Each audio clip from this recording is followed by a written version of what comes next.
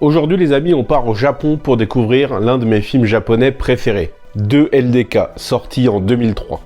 Un film qui a un contexte de création particulier puisqu'il est issu du projet Duel, un défi que deux cinéastes se sont lancés.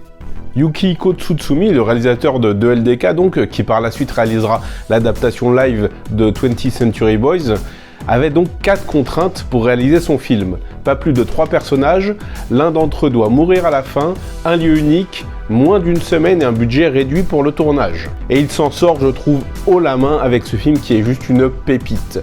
Un huis clos où 2 colocatrices vont s'entretuer au cours d'une soirée. Elles ont toutes les deux postulé pour un rôle au cinéma, et dans l'attente de la réponse du producteur, la tension va monter crescendo et les 2 jeunes femmes vont se livrer à un jeu extrêmement dangereux, extrêmement macabre et surtout extrêmement violent. Car oui, 2LDK est un film extrêmement violent, mais pas que.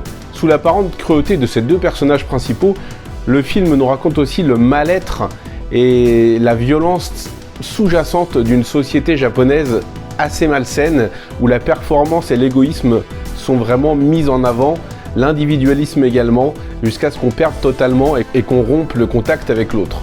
Le film est disponible en version physique dans une superbe édition que vraiment j'adore, c'est vraiment un film que j'adore, je trouve que c'est vraiment un coup de maître de par son thème, de par sa créativité.